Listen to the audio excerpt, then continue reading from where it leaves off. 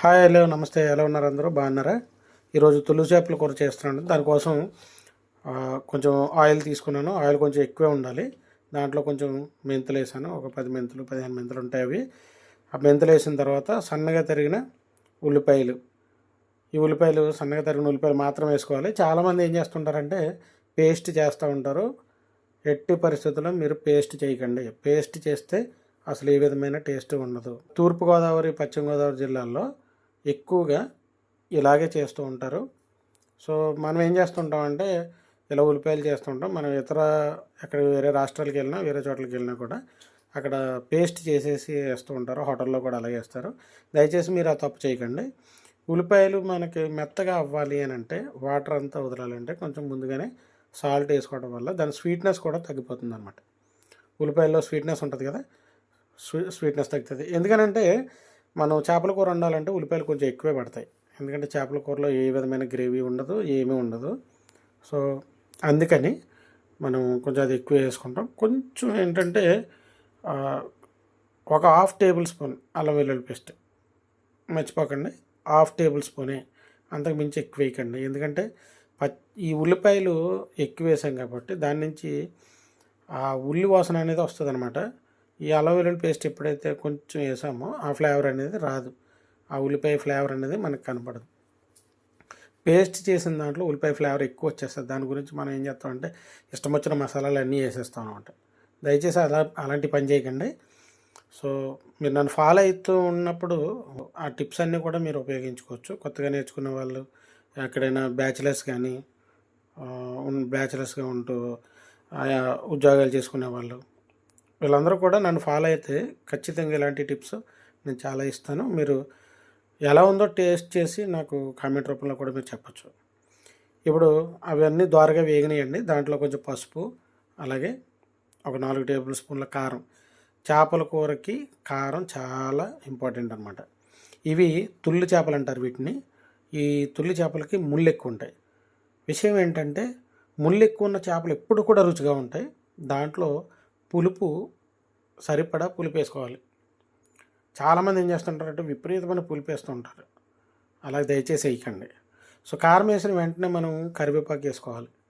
ముందు కానీ వెనక్కి కానీ వేయకుండా కారం వేసిన వెంటనే కరివేపాకు వేసుకుంటే దాని ఫ్లేవర్ అనేది, కరివేపాకు ఫ్లేవర్ మొత్తం అక్కడ ఉన్న గ్రేవీని అంతా కూడా పట్టుకొని ఉంటుంది. ఇప్పుడు ఆ చేప ముక్కలు కట్ చేసుకున్నాం కదా, ఆ కట్ చేసుకున్న చేప ముక్కలు వేసుకుని ఒకసారి గట్టి పెట్టి తిప్పుతాం. తప్పేం లేదు. చాలామంది ఏమంటారంటే దాన్ని షేక్ చేయాలి, ఊపాలి అని అంటారు. దయచేసి అలాగేంటి మాటలు ఏమి వినకండి. మీరు శుభ్రంగా గట్టి పెట్టి తిప్పచ్చు. చూడండి, నేను తిప్పుతున్నాను, అది ఏం జరగదు. చేపలు ఏమి విడిపోవు. ఓకే, ఎందుకు ఎన్నో విడిపోవు అంటే మనం వెడల్పాటి గిన్నె పెట్టినప్పుడు చేపలు విడిపోవు అనమాట. ఇప్పుడు చేపల్లో ఈ పొట్ట కోయకుండా రింగుల కింద కోసాం కదా, ఈ మసాలా రింగుల్లోకి వెళ్తుంది. ఆ రింగులో పొట్ట దగ్గర దానికి ఫ్యాట్ ఉంటుంది అనమాట. దాంట్లో ఒమేగా 3 చాలా ఎక్కువ ఉంటుంది అనమాట. ఆ ఫ్యాట్ ఏం చేస్తుందంటే చక్కగా ఫ్యాట్లో ఈ గ్రేవీ అనేది ఉడుకుతుంది. అది గుర్తుపెట్టుకోండి. ఓకే అండి. అలా తిప్పుకున్నాం కదా. ఇప్పుడు మనం ఒక నిమ్మకాయ సైజు, కొంచెం పెద్ద నిమ్మకాయ సైజు చింతపండు తీసుకుని శుభ్రంగా దాన్ని అంతా స్మాష్ చేసి దాన్ని ఒక పులుసు కింద తయారు చేసి, చిక్కటి పులుసు తయారు చేసి పెట్టుకున్నాం. చూడండి, చక్కగా ఇలా కొత్తలాడుతుంది కదా. ఫస్ట్ కొత్తలు వచ్చిన వెంటనే మనం చింతపండు పులుపు అనేది వేసుకోవాలి. ఓకే అండి. మీరు తర్వాత వేయడమో, ముందు వేయడమో, తర్వాత వేయటమో చేయకండి. ఫస్ట్ కొత్తలు వచ్చిన వెంటనే, ఆ పొంగు వచ్చిన వెంటనే మీరు వేయచ్చు అనమాట. సో నా భాష కొంచెం నాటుగా ఉంటుంది. మీరు దయచేసి ఏమనుకోకండి. ఎందుకనంటే ఎవరికి చెప్పే విధంగా వాళ్ళకి చెప్పాలి. అందుకనే నేను ఇది మా గోదావరిలో స్టైల్లోనే చేస్తున్నాం కాబట్టి గోదావరిలో మాటలు కూడా ఇలాగే ఉంటాయి.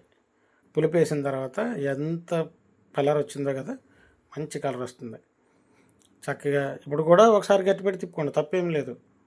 అదేమి మొక్కలు విడిపోవు.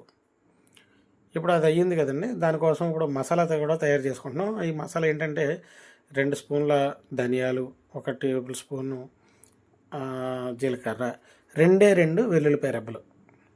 ఇంతకు మించి చేపల కూరకి ఏ విధమైన మసాలా ఉండదండి. దయచేసి మీరు దాంట్లో లవంగాలు, యాలకులు, దాల్చిన చెక్క ఇవన్నీ వేయకండి. ఓకే, కేవలం ఇదే మసాలా చక్కగా మీరు వాడుకోవచ్చు. ధనియాలు, జీలకర్ర, వెల్లుల్లిపాయ, అంతే. ఈ 3 సరిపోతాయండి. ఇప్పుడు చక్కగా ఏం చేద్దామంటే ఇప్పుడు ఇంకా అది మసాలా వేసిన తర్వాత మనం గట్టి పెట్టకూడదు. ఓకే అండి, ఇదొకటి గుర్తుపెట్టుకోండి. ఒకసారి మసాలా వేస్తే ముక్క అనేది సాఫ్ట్నెస్ అనేది వచ్చేస్తుంది, ఎందుకంటే దాంట్లో ధనియాలు ఉన్నాయి కాబట్టి అది సాఫ్ట్నెస్ అనేది వస్తుంది. అందుకని ఏం చేయాలంటే ఇప్పుడు కుదుపుకోవాలన్నమాట. అటు ఇటు అల్లాడిస్తే చక్కగా మసాలా అంతా కూడా దాంట్లో కలుస్తుంది. ఓకే అండి, ఇప్పుడు మూత తీసుకుని చూద్దాం. చూడండి, చక్కగా ఇప్పుడు ఎగిరిందనమాట. ఎగరడం అంటారు దీన్ని. ఈ బాగా ఎగిరిన తర్వాత పులుసు కొంచెం గట్టిగా అయిన తర్వాత కొంచెం కొత్తిమీర వేసుకొని మనం మంట తక్కువలో పెట్టుకొని కొంచెంసేపు ఉంచుదామండి. ఎంతసేపు అంటే మేబీ ఒక 5 నిమిషాలు లోపలనే. చూడండి ఎంత నీట్గా వచ్చింది కదా. Thank you.